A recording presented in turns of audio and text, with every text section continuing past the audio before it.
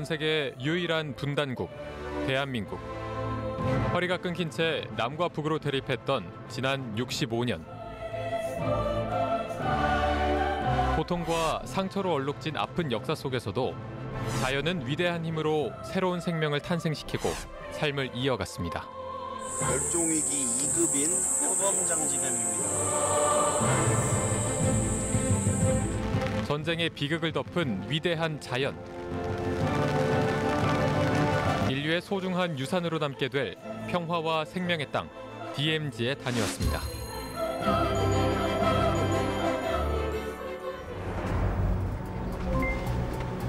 강원도 철원군의 민간인 통제구역.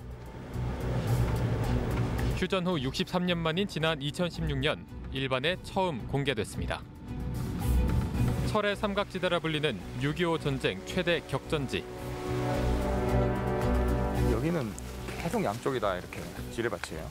네, 쭉 연결돼 있어요. 다 지뢰지대라고 하는 땅속에 지뢰가 있는 거죠. 전쟁 당시 매설을 하고 또 대인지뢰라고 하는 또 이렇게 막 헬기로 비행기로 뿌리기까지 했다고 합니다. 지금도 큰 비가 오거나 하면 땅속에 묻혀있던 지뢰가 드러나기도 한다는데요. 앞쪽이었으니까 자연환경 해설사로 일하는 김일남 씨는 올 봄에도 지뢰를 발견했습니다. 6.25 전쟁 때 미군과 우리 군이 가장 흔하게 사용했던 M15 대전차 지뢰입니다. 탱크와 같은 전투 차량을 파괴할 목적으로 만들어져 폭발력이 어마어마합니다. 사실 되게 녹슬어 있거든요. 녹슬고 워낙에 오랜 세월 땅속에 있었었고 뭐 비 맞고 흙에 이렇게 묻혀 있고 이래갖고 위험한 상태라고 합니다. 이 지뢰 자체가 나무 뿌리로도 터질 수 있는. 그때는 뭐 캐기도 하고 이고 다니고 이렇게 뚝에다가 묻어두고 이래도 터지지를 않았다고 합니다. 밟고 뭐 어떤 할머니는 이렇게 또 캐다가 그 위에 올라앉아서 쉬기도 하고. 모르고요.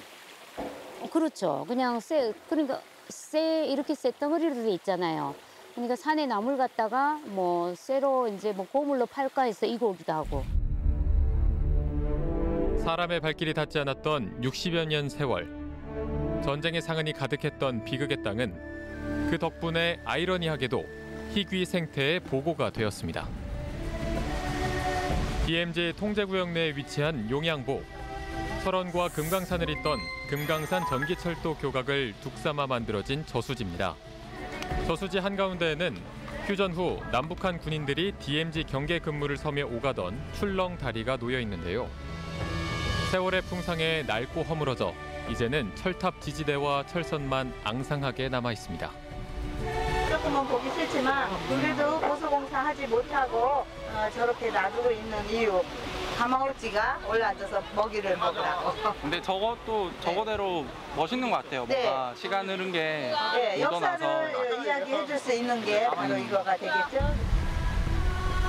사람들의 발길이 끊긴 다리는 새들의 쉼터가 되었습니다. 겨울이 되면 용양보 습지에서는 더 많은 새들을 볼 수 있는데요. 임진강 하구와 더불어 철원 중부전선 DMZ 일대는 천연 기념물로 지정된 두루미와 제두루미가 날아와 겨울을 보내는 대표적인 곳입니다. 저기 앉아있는 새들이 되게 기억에 남아요. 저희는 갈 수 없는 곳이지만 이게 부럽다는 생각이 들었습니다. 평소에는 정말 다른 나라처럼 약간 떨어져 있다고 생각이 들었는데 여기 와서 직접 보니까 정말 강 하나 두고 가까운 거리인데 왜 그런 생각이 들었는지 의문이 들 정도로 생각이 바뀌게 되는 것 같습니다. 현재 철원군 생창리 민통선 구역 내에는 2개의 탐방로가 조성되어 있습니다. 성제산 산등성이에 설치된 십자탑까지 이어지는 길은 군 작전도로 그대로 탐방로를 만들었습니다. 위치상으론 남방 한계선 이남이지만 실제 북한과의 거리는 매우 가깝습니다. 630여 미터 거리에 남과 북의 초소가 마주하고 있습니다. 십자탑 전망대에서는 북한의 오성산과 넓게 펼쳐진 DMZ 내부를 한눈에 볼 수 있습니다. 최근 국방부는 DMZ 내 감시 초소인 GP의 병력과 장비를 단계적으로 철수하는 방안을 추진 중이라고 밝혔는데요. 사실 여기가 되게 시끄러웠던 공간이거든요. 우리도 대북 방송 보내고 북한에서도 보내고 처음에는 북한에서만 보냈을 때는 대남 방송만 들렸을 때는 차라리 들을만 했었어요. 근데 우리도 같이 보내니까 이렇게 딱 마주치니까 소리가 너무 시끄럽죠. 짬뽕이 돼버린 네. 거예요? 그래도 뭐 최전방에 항상 들렸던 소리니까 그것도 별 문제가 없었었는데 딱 중단되니까 아 이게 평화로구나. 휴전 후 남북의 군사 충돌을 막기 위해 만든 완충지대. DMZ는 휴전선으로부터 남북으로 각각 2km, 동해에서 서해까지 한반도를 가로지르는 길이 248km에 이르는 지역입니다. 비무장지대라는 이름처럼 모든 군사시설과 무장이 금지된 지역이지만 실상은 수백만 개의 지뢰를 비롯해 단위 면적당 세계에서 가장 많은 중화기로 가득 찬 중무장지대입니다. 철원 중부전선 DMZ에 인접한 마을 생창리. 1970년 제향군인 100여 세대가 이주해 들어오면서 조성된 재건촌입니다. 생창리에서 나고 자라 6.25 전쟁까지 겪은 이을성 할아버지. 당시 생창리일 때는 남과 북이 가장 치열한 전투를 벌였던 곳 중 하나입니다. 아유, 그 생각을 하면 지금 그거 물어보면 아주 그냥 지금 이 내과 있죠. 이게 금성선 내려오는 내과거든요. 여기 들어오는 내과가. 그 내과하고 벌판하고 사이를 두고 이쪽 산에서는 아군이 공격을 하고 저쪽에 이 철문산이라는 게 있어요. 거기서는 인민군 애들이 있고 그냥 총을 들이대고 쏘는데 뭐 흙에 총알 대기는 소리가 탁탁탁. 아군의 정보원으로 활동했던 할아버지가 다시 고향으로 돌아온 건 1970년 10월. 이게 그 전에 지어졌던 거야. 이 집이에요? 여기가 집이 하나 요만큼 또 있어서. 더 그게 도로가 나면서 잘리게 한 거야. 1959년부터 정부에선 북한의 선전촌에 대응해 접경 지역에 마을을 건설했습니다. 이게 문이야. 이게 문인데 창문이고 한 집이 요거 살고 요거 문에 들어가는 문이고 요 이게 한 집이 살던 거야. 이거 하나. 일 갖고. 무상으로 살 집과 땅을 준다는 말에 제향군인 100여 세대가 입주했지만 다시 돌아온 고향은 죽음과 폐허의 땅으로 변해 있었습니다. 우리네 들어올 때 3편평을 준다 그랬어. 3,000평? 3편평을 준다 그러고 밭도 3편평에서 6편평을 준다는데 줄 땅이 있나? 이 지뢰지대 같은 거를 그래 얼마 줬느냐? 3편평 준다는 게 3편평의 반도 못 줬어. 지뢰도 그럼 나왔지. 그래 터져서 다치고 죽은 사람도 있고 죽은 사람 여기 지뢰 죽은 사람이 2명인가 다친 사람이 한 1,000원 얻었대요. 행정구역상 북한에 속했던 김화는 전쟁 후 휴전선을 따라 남북으로 나뉘었고 생창리는 남한 땅에 편입되어 민통선 마을이 됐습니다. 우리들은 밤에 비상 걸리면 그때 갈빈청 저기 미구선 나가서 호구니 파고 보초 서야 돼. 두 명씩 밤이면 창문 가려야 돼. 검은 천으로 불 비치지 말게. 우리 여기 들어왔어도 우리 조모 받았어. 수색중대 애들이 와서 밤에 와서 점화했다고. 그러니까 우리네 그 가족 숫자는 있잖아. 여기 다 명단이 다 올라가 있으니까. 다 있나 없나 그 확인을. 그러니까 그게 점호지 뭐야. 당시엔 마을에 드나드는 것도 통제를 받았습니다. 복잡한 절차를 거쳐야 했기 때문에 마을은 점점 고립돼 갔습니다. 소소에서 들어온 사람은 신행증명을 띄가져와야 돼. 또 여기 읍장한테 또 쫓아가서 또 확인하고 그것도 증명을 가져와야 돼. 하루 묵어서 그 이튿날 몇 시, 10시면 나와라 이게야. 그 10시 나오면 그때는 버스도 없어요. 걸어 나가야 돼. 군인 둘이 그냥 총을 밀고 들어와서 나오셔 빨리. 또 딜러. 한 번 온 사람 다시는 안 들어와. 여기서도 대남방송, 대북방송이 들렸습니까? 집에서도?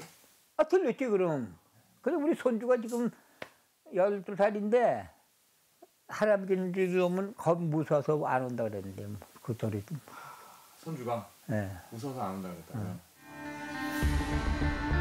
(10여 년) 전 민통선이 북상하면서 마을 출입은 자유로워졌지만 경작지는 지금도 대부분 민통선 안에 있습니다.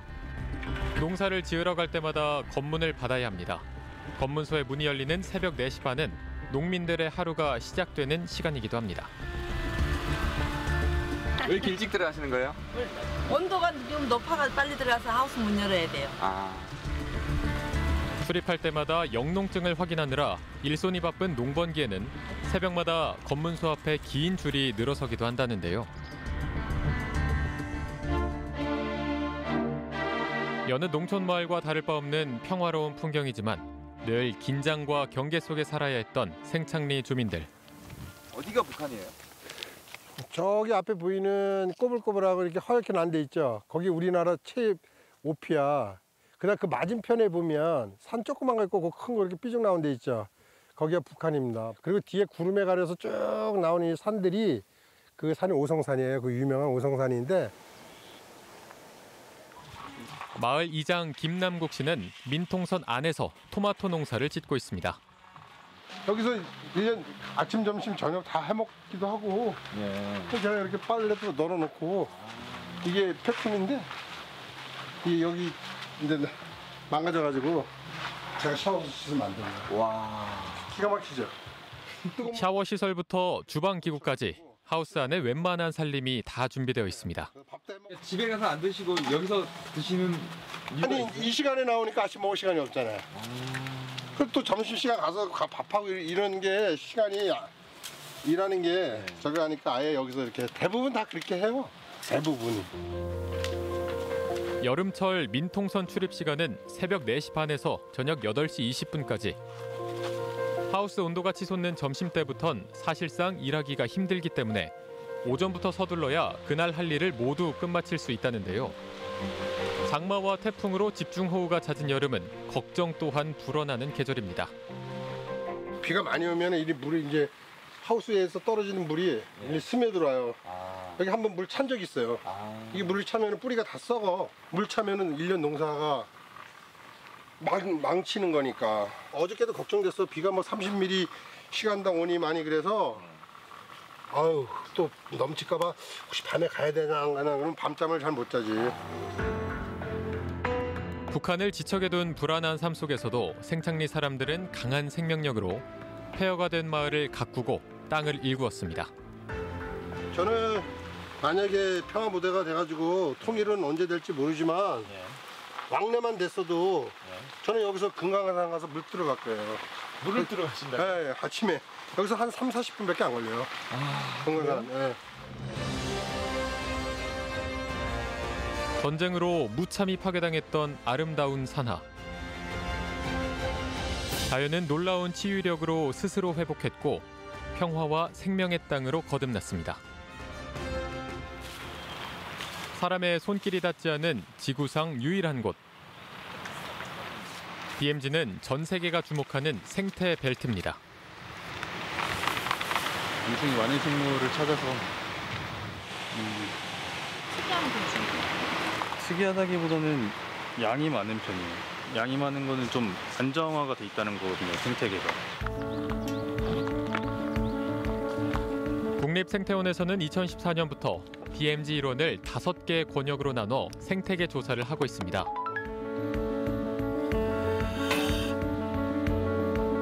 지금까지 동부해안과 동부산악, 그리고 서부평야 등 총 3개 권역에 대한 조사가 이루어졌는데요. 멸종위기 2급인 표범장지뱀입니다. 1974년부터 누적된 자료들과 비교 분석해본 결과 총 5,929종의 야생생물이 DMZ 일원에 서식하는 것으로 확인됐습니다. 특히 전체 멸종위기종의 38%에 달하는 동식물이 DMZ 일원에서 관찰됐습니다. 지금 이제 보시는 거는 사냥입니다. 주요 이제 사냥의 통로, 그 다음에 이제 새끼하고 같이 이제 이동하는 그런 것들을 볼 수 있고요. 이거는 이제 멸종위기종인 담비, 이건 삭입니다. 이것도 삭도 이제 멸종위기종에 해당합니다. 사냥이라든지 사용도로 같은 멸종위기종 그 1급이 한 18종, 2급이 한 83종 해가지고 101종들이 저희도 확인이 됐습니다. 서부 지역 같은 경우에는 이제 국제적 멸종 위기종 저새들의 어떤 집단 서식지가 있고, 그 다음에 이제 그 중부로 가면은 그 두루미, 제두루미들이 이제 살고 있습니다. 그 다음에 이제 사냥 같은 경우는 한 730마리 정도가 이제 그 DMZ 일원에 살고 있지 않나 그렇게 추정을 하고 있습니다. 멸종위기종 1급이자 천연기념물 217호인 사냥. 반세기 전만 해도 해마다 수백 마리씩 잡힐 정도로 개체수가 많았지만 지금은 동북부 험준한 산악지대에서만 간신히 그 명맥을 유지하고 있습니다. 그나마 다행인 건 10여 년 전부터 꾸준히 사냥의 생태계를 복원하려는 노력이 이어지고 있다는 점입니다. 강원도 양구군 대암산 자락에 위치한 사냥복원증식센터. 멸종위기종 1급인 사냥을 보호하고 사냥의 종 복원과 증식을 담당하고 있습니다.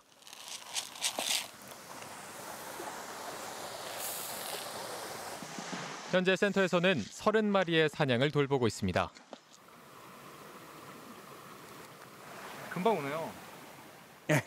이제 저 녀석들은 이제 아무래도 이제 여기서 오래 생활을 하던 개체들이다 보니까 요 시기 요거 이제 저희가 이제 들어와서 이렇게 먹이를 주면은 아는 거죠. 아, 먹을 거 주는구나. 사냥들은 낯선 제작진을 무척 경계했는데요. 야생성을 잘 간직한 사냥은 아주 예민하다고 합니다. 태어난 지 한 달 된 새끼 사냥도 볼 수 있었는데요. 태어나 1년이 지나면 어미와 분리해 숲속에서 2, 3년간 적응 훈련을 시킨 후 야생으로 방사한다고 합니다. 원래는 얘네들이 이렇게 안 나와 있어요. 이제 이렇게 새끼를 데리고서 이렇게 오픈된 공간까지 나오기 시작한 게 기껏해 한 일주일 정도밖에 안 됐어요. 원래는 좀 숨을 수 있는 공간을 생활을 하다가 더구나 오늘 같은 날은 이제 비도 오고 하니까 이제 조금 많이 나온 것 같아요. 지금까지 야생으로 돌려보낸 사냥은 30마리 정도. 아, 이 뿔로 싸우는군요. 네, 사냥들끼리는 서로 뿔을 가지고서 서로. 아, 이야, 떨어졌네. 네, 지금 보시면은 지금 목에 이제 신기가 부착되어 있는 개체가 저희가 이제 방사했던 사냥의 모습이고, 지금 방금 싸우면서 이제 뒤로 떨어진 개체는 원래 저 지역에 기존에 서식하고 있던 개체거든요. 그래서 저희가 이제 방사한 개체가 이 지역에서 자리를 잡으면서 서식지 싸움을 하는 거예요. 영역 다툼. 그래, 영역 다툼을 하는 거죠. 약 200만 년 전 지구상에 처음 출현한 이후 외형이 거의 변하지 않아서 살아있는 화석이라 불리는 사냥. 특히 우리나라에 서식하는 사냥은 가장 원시적인 종에 속한다는데요. 울산 반구대 암각화에도 등장했던 사냥은 60년대 이후 마구잡이 포획과 산림 개발로 심각한 멸종 위기에 처했습니다. 호랑이와 늑대 같은 맹수가 자취를 감춘 후 사냥의 유일한 천적은 인간. 이제 아무래도 암벽을 올라타고 뛰고 하는 모습들에 의해 가지고 이제 뭐 관절에 좋다라는 그 민간요법들이 이제 좀 많이 유행을 했었나 봐요. 그래서 그런 이유 때문에 과거에는 사냥을 밀렵하는 경우가 있었고요. 최근에는 이제 멧돼지라던가 노루와 같은 일반 야생동물들을 포획하기 위해서 밀렵도구를 설치해 놨던 곳에 사냥이 이제 걸려서 희생되는 경우가 조금 많이 있습니다. 인간의 탐욕과 간섭은 인류보다 더 오랜 기간 이 땅의 주인이었던 동물들을 멸종 위기로 내몰았습니다. 인간의 발길이 끊기고 나서야 다시 살아나기 시작한 본연의 생태계. 우리는 그 당연한 자연의 이치를 전쟁과 분단이라는 큰 대가를 치르고 나서야 깨달았습니다. 자연이 보여준 위대한 생명력.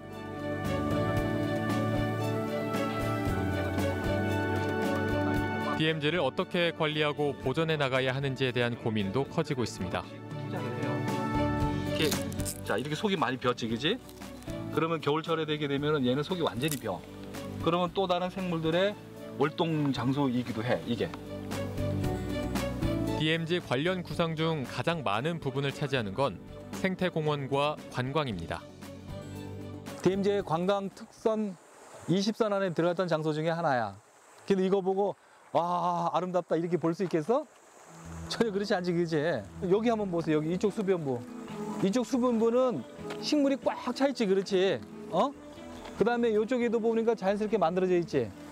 사람들이 인위적으로 이 수변부에 계속 손을 대다 보니까 이 식물군이 어떻게 있어 없어? 없지 여기는, 그렇지? 그러다 보니까 여기가 뭐야? 전부 다 모래잖아, 모래.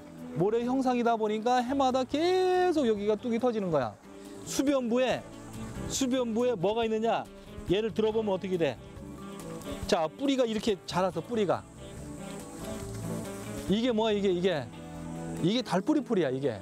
수염뿌리만 발달돼 있는데 얘네들은 흙을 꽉 잡아주는 역할을 한다는 얘기야. 이런 것들이 강변에 꽉 차게 되면은 흙이나 이런 것들을 보호해주는 역할을 하잖아, 그렇지?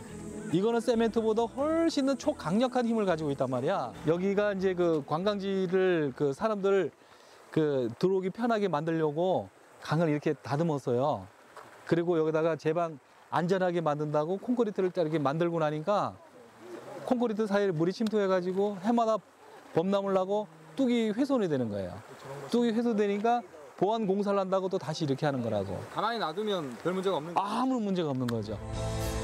제한적인 출입으로도 이미 훼손되고 있는 민통선 내 자연환경. 오랜 시간 끝에 복원된 DMZ의 미래가 아니라곤 할 수 없습니다. 남북의 정상이 만나서 막 이제 해빙 무드가 되니까 가슴이 벌렁벌렁 하잖아요, 우리가. 야, 이거 이제 드디어 통일이 되나 보다. 가슴이 벌렁벌렁한데 저는 그때 가슴이 철렁철렁 내려앉습니다. 왜냐하면 지금 그 끊어진 도로만 해도, 도로 철도만 해도 거의 20개가 되거든요. DMZ는 진짜 아주 유약한 좁은 띠거든요. 길이는 248km지만 폭은 4km밖에 안 되는. 그래서 그거를 20개의 도로로 토막을 내면, 그걸 쪼개버리면 그냥 가상사리에서 막 사는 기회주의적인 생물들만 잔뜩 살고 다 끝나버리거든요. 실제 남북 정상회담 이후 개발에 대한 기대로 접경지 땅값이 들썩였고 지난 지방선거에선 이 일대 개발 공약이 쏟아져 나왔습니다. 물론 이제 DMZ의 지속 가능한 개발은 필요합니다. DMZ 일원에. 물론 이제 지속 가능한 개발이라는 하는 것은 친환경 또 DMZ의 지속 가능성을 염두에 둔 거죠. 예를 들면 남북한 철도 도로협력은 DMZ를 관통하지 않고서는 불가능하거든요. 그러니까 DMZ의 부분적인 어떤 개발은 친환경 개발. 근데 도로나 철도도 예를 들면 지하화한다든지 아니면 지상화해서 이 고가 형태로 진화한다든지 하면 뭐 자연의 영향을 최소화시킬 수 있거든요. 그린 에스판트, 녹색 띠라는 뜻입니다. 동서독을 갈랐던 폭 2km, 길이 1,400km의 비무장지대는 통일 후 고스란히 자연의 일부가 됐습니다. 국경 지역을 그대로 보존하자는 시민사회의 노력이 거둔 결실이었죠. 분단의 상처를 극복하고 자연의 생명력과 치유의 힘을 보여준 DMZ. 한반도의 지속가능한 평화와 더불어 DMZ의 순수한 자연 환경을 지켜나가는 것 또한 우리에게 주어진 역사적 사명이라는 점을 잊지 말아야 할 것입니다. 아파트 단지를 조성하기 위해서 세렝게티 국립공원을 개발을 하겠다라고 선언을 했다고 치자. 그럴 때 전 세계인이 아이고 뭐 니네 나라 일이니까 니네 마음대로 하세요. 그리고 가만히 있을까?